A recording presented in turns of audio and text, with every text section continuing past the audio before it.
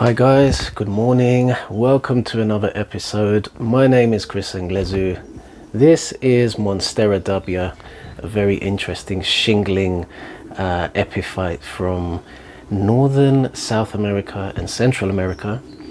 And yeah, thank you for joining us both today. So today's video, I really just wanted to talk about something really simple in your fish keeping. Something which really gets overlooked quite a lot, and is to do with when you think your fish are not very well. So much of the time when people's fish get unwell, they usually only find this out, the average fish keeper will only find this out when they see some sort of visual symptom. Maybe there's some small white growths on your fish, or it's not behaving in the right usual way, or whatever it might be.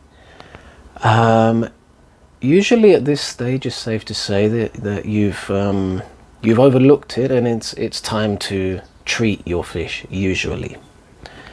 But there are often well, first of all, not only is it that often there are things we miss on the way to there, which mean perhaps we could pay a little closer attention to our fish. Maybe we haven't had the time to sit down and watch the aquarium like we often do, or maybe we just take them for granted a little bit sometimes, and that's, we're all human.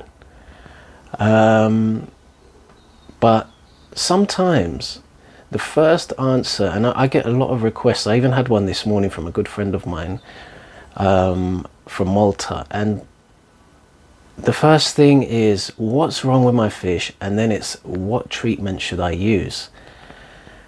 And for me, the first thing is very much dependent on what is actually wrong with the fish. But in this particular case, the first thing was, to me it was obvious that there was some type of a wound on the fish, and there was a secondary sort of saprophytic growth there. So what that refers to is a type of organism, usually a bacteria or a fungus, that is dependent on organic matter to thrive. So if you get a wound or something, they latch on to those pieces of the wound, the dead flesh, and they start consuming it, and then they kind of aggravate issues, make situations worse. But they're usually actually secondary.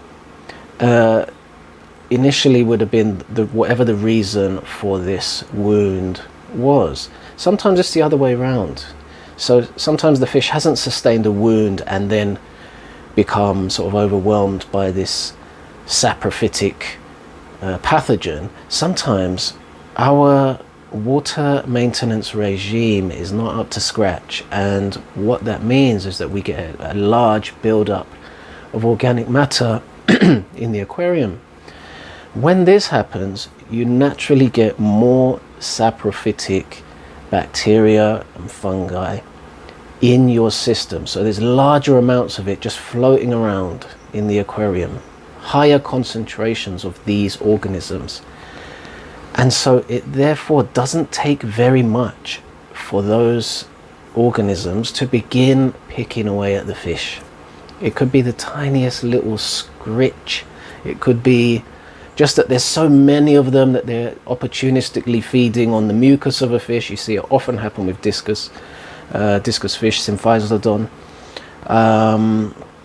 And so,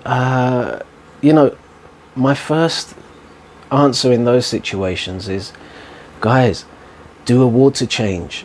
Before you start looking at treatments, do a water change. And, in this case, I said, give it 40% water change.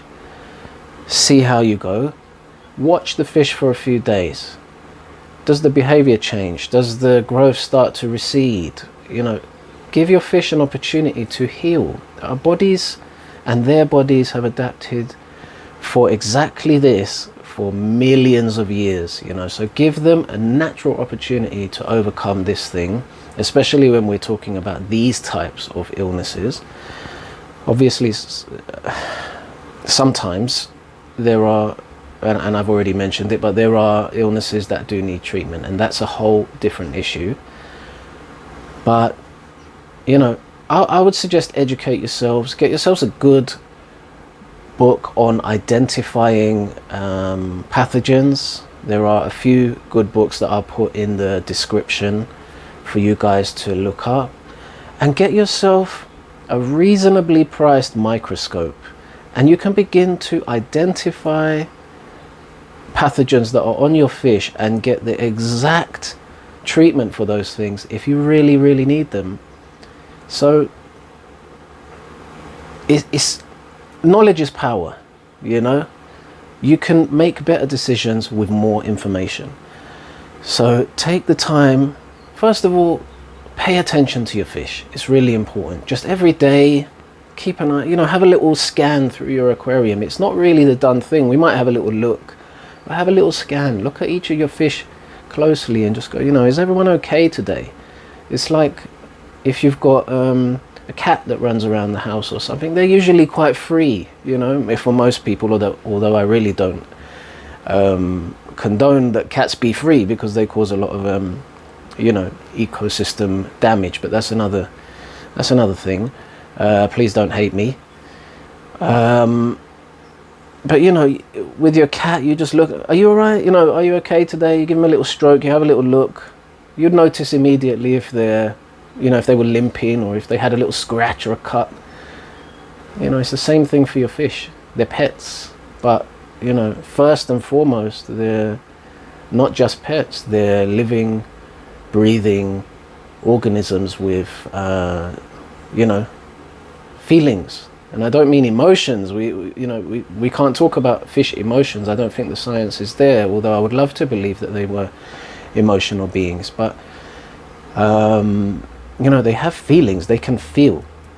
So take care of them in that way. But you know, anyway, to cut a long story short, it could be a much longer discussion.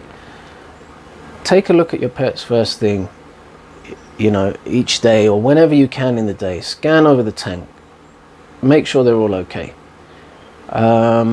Keep an eye on different behaviors, things that a fish are doing slightly differently. You know, watch them, be like, is this good, is this bad? Communicate with other people, reach out to people, ask questions.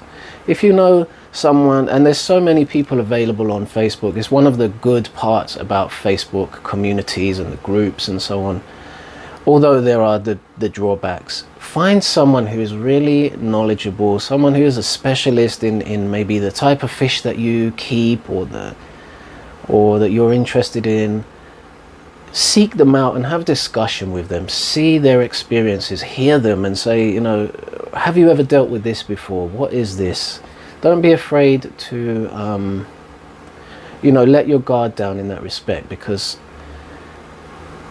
the ego can sometimes get in the way of fish keeping, and it's hard sometimes to admit that you may have done something wrong, you know. But honestly, the more you can be open about these things and communicate and just say, well, you know what, I think I've overlooked something, you know, and it's showing in the fish, I need to try and do something. People really respect you more for that.